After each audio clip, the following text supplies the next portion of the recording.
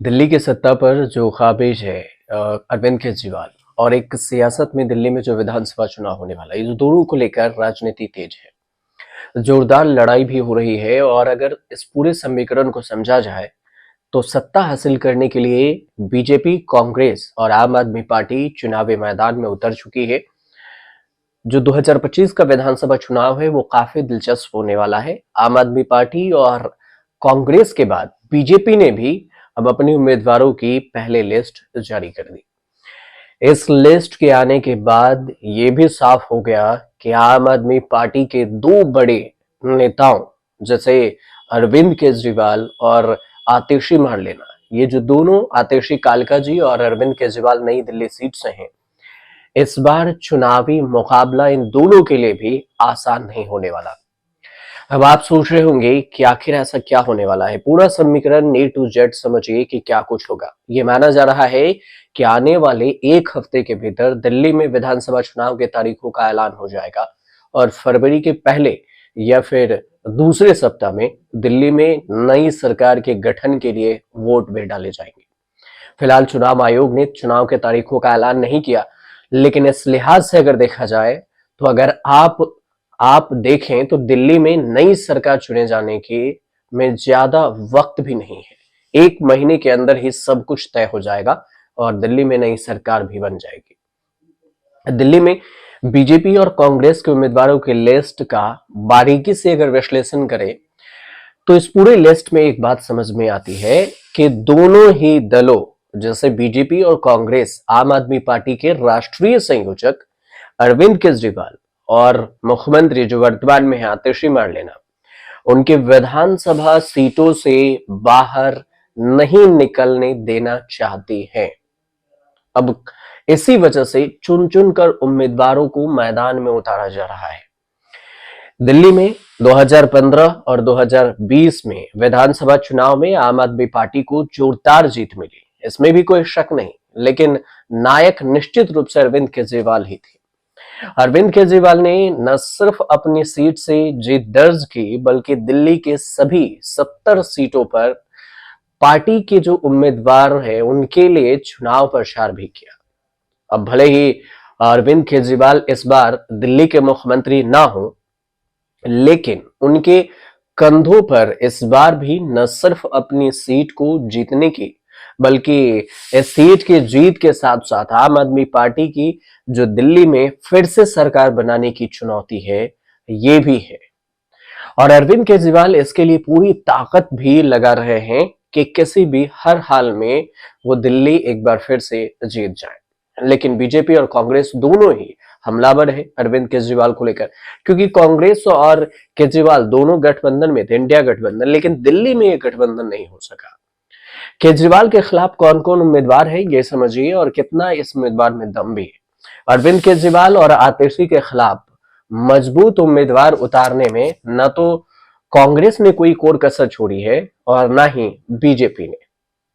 कांग्रेस ने केजरीवाल की जो नई लिस्ट, नई दिल्ली की जो सीट पर दिल्ली के 3 बार के मुख्यमंत्री रहे शीला दीक्षित के बेटे संदीप दीक्षित को उम्मीदवार बना दिया और अरविंद केजरीवाल से सीधे संदीप दीक्षित का टक्कर होगा। संदीप दीक्षित 10 साल तक दिल्ली में पूर्वी दिल्ली सीट से सांसद रहे। भले ही वह 2 बार सांसद का चुनाव हार चुके हैं, लेकिन फिर भी वह नई दिल्ली के सीट से अनजान चेहरे तो बिल्कुल भी नहीं है जिसे नजरअंदाज किया जा सके, वो भी अरविंद केजरीवाल के सामने। इसलिए संदीप दीक्षित को नई दिल्ली सीट से कांग्रेस ने उम्मीदवार बनाकर केजरीवाल के सामने एक बड़ी चुनौती पेश की है। दूसरी ओर बीजेपी की अगर बात करें तो बीजेपी ने अरविंद केजरीवाल के सामने जो पूर्व सांसद है परवेश साहिब सिंह वर्मा, इन्हें टिकट दे दिया है। अब परवेश साहिब वर्मा की अगर बात करें तो 2 बार बड़े अंतर से जीत चुके हैं परवेश शर्मा दिल्ली के पूर्व मुख्यमंत्री दिवंगत साहिब सिंह वर्मा के बेटे और परवेश मेहरौली के सीट से विधायक रहने के साथ साथ 2 बार सांसद का चुनाव भी भारी मार्जिन के साथ जीत चुके हैं। ऐसे में यह लगभग तय है कि अरविंद केजरीवाल के लिए नई दिल्ली सीट पर जीत हासिल करना बहुत ही आसान नहीं होगा। अब चलते हैं कि पिछले 2 चुनाव का समीकरण क्या कुछ कहता है। नई दिल्ली सीट पर पिछले 2 विधानसभा चुनाव के नतीजे अगर देखें तो ये समझा जाता है कि दोनों चुनाव में अरविंद केजरीवाल के सामने बहुत मजबूत उम्मीदवार नहीं थे। लेकिन इस बार ऐसा नहीं है। इस बार दोनों बार की अपेक्षा में उम्मीदवार भी मजबूत हैं और चेहरे भी मजबूत हैं। इस बार केजरीवाल के सामने चुनाव लड़ रहे दोनों ही उम्मीदवार बहुत ही सक्षम हैं और राजनीतिक रूप से ताकतवर भी हैं। और सबसे खास बात यह भी है कि दोनों उम्मीदवार कांग्रेस और बीजेपी के दोनों उम्मीदवार जो सीएम पूर्व सीएम के परिवार से हैं, बेटे रह चुके हैं। अब ऐसे में केजरीवाल को न सिर्फ अन्य विधानसभा क्षेत्रों में बल्कि अपनी विधानसभा सीट पर भी बहुत ही पसीना बहाना पड़ेगा। ऐसा नहीं होगा कि आसानी से आप अपनी सीट पर छोड़कर आप दूसरे सीट पर घूमें। लेकिन सबसे याद दिलाने वाली बात यह भी है कि अरविंद केजरीवाल ने बीजेपी और कांग्रेस से काफी पहले विधानसभा चुनाव की तैयारी शुरू कर दी थी। सबसे पहले अपने उम्मीदवारों के नाम का ऐलान और आतिशी के मुख्यमंत्री की कुर्सी सौंपने के साथ ही दिल्ली में पार्टी की रणनीति और चुनाव प्रचार कैसा होगा इसे भी तय कर लिया था। लेकिन फिर भी नई दिल्ली सीट पर उनके लिए चुनावी मुकाबला आसान नहीं है, क्योंकि संदीप दीक्षित और परवेज सिंह वर्मा का भी दिल्ली में राजनीति का अपना प्रभाव रहा है। 3 बार शीला दीक्षित भी जीती थी, केजरीवाल ने हराया था। लेकिन दिल्ली में 2008 के चुनाव को देखें तो 2008 में हुए परिसीमन से पहले नई दिल्ली की जो सीट है गोल मार्केट के नाम से पहचानी जाती थी और इस सीट से शीला दीक्षित 3 बार लगातार विधायक रह चुकी थी। इसलिए भी संदीप दीक्षित के लिए यहाँ के मतदाताओं से नाता जोड़ना बहुत मुश्किल नहीं है, क्योंकि शीला दीक्षित दिल्ली की लोकप्रिय मुख्यमंत्री रही। हालांकि 2013 के दिल्ली विधानसभा चुनाव में उन्हें अरविंद केजरीवाल ने अपने पहले ही चुनावी मुकाबले में शिकस्त दे दी थी। तब शीला दीक्षित की हार का अंतर लगभग 26,000 वोटों का रहा था। शीला दीक्षित 15 साल तक मुख्यमंत्री रहने के बाद भी अरविंद केजरीवाल जैसे एक नए चेहरे से चुनाव हार गई थी। इसलिए राजनीति में कुछ भी संभव है और केजरीवाल इस बात को बखूबी जानते हैं। अब बात करते हैं आतिशी मार्लेना की विधानसभा सीट कालकाजी की। कालकाजी में मुख्यमंत्री आतिशी मार्लेना है। कालकाजी सीट पर 2015 और 2020 के विधानसभा चुनाव में आम आदमी पार्टी को जीत मिली। 2015 में अवतार सिंह को और 2020 में आतिशी ने यहां से चुनाव जीती और दिल्ली विधानसभा पहुंची। कालकाजी की सीट पर अगर देखें तो पिछले चुनावी मुकाबले में आतिशी की जीत का अंतर 11,393 वोटों का था। कथित आबकारी घोटाले में लंबे वक्त तक जेल में रहने के बाद केजरीवाल ने हालात को समझते हुए बीजेपी की ओर से मिल रही चुनौतियों को देखते हुए आतिशी को मुख्यमंत्री बनाया। आतिशी के सामने दिल्ली विश्वविद्यालय की पूर्व छात्र संघ अध्यक्ष, चांदनी चौक सीट से पूर्व विधायक और कांग्रेस की मुखर नेत्री अलका लांबा चुनाव लड़ रही हैं, जो वो भी इतने आसान नहीं है जैसे आतिशी नजरअंदाज कर दे। जबकि बीजेपी ने आतिशी को कालकाजी से बाहर न निकलने के लिए पूरी योजना भी बनाई है और इसी वजह से गुर्जर नेता रमेश बिधूरी को मैदान में उतार दिया है। हालांकि रमेश बिधूरी बहुत ही बेतुके और विवादित बयान के लिए भी जाने जाते हैं।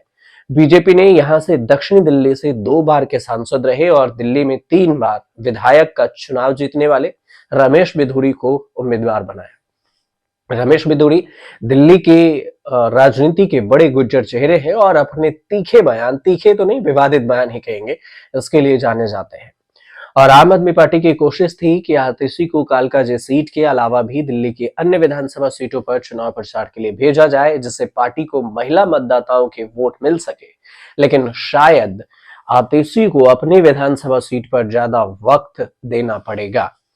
अब हैट्रिक लगाने में आम आदमी पार्टी के पास कितना दम है, कितना हैट्रिक लगा पाएगी, ये भी समझना है। इस बार के चुनाव कितने बड़े दमदार हो सकते हैं। पिछले 2 चुनाव को अगर देखें तो बड़े अंतर के साथ जीतने वाले आम आदमी पार्टी इस विधानसभा चुनाव में अपने दम पर सरकार बनाने की हैट्रिक लगाना चाहती है। लेकिन दिल्ली में इस बार बीजेपी और कांग्रेस के द्वारा बनाई गई इस रणनीति के चलते ये तय है कि अरविंद केजरीवाल और आतिशी को अपनी विधानसभा सीट पर हर मतदाता के घर में दस्तक देनी होगी और ऐसे में बाकी सीटों पर भी प्रचार के लिए अपने पास ज्यादा वक्त नहीं होगा और इसका असर पार्टी के प्रदर्शन पर भी पड़ सकता है।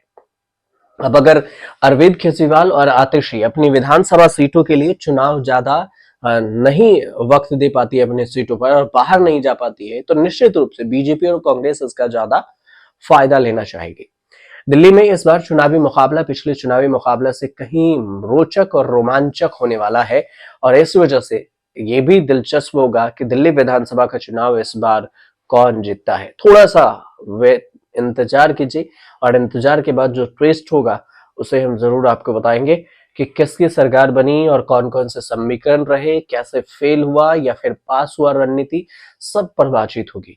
फिलहाल आज अगर आपको वीडियो अच्छी लगी हो तो आप फ्री न्यूज बॉक्स को सब्सक्राइब जरूर कीजिएगा और शेयर भी कीजिएगा, कमेंट भी कीजिएगा।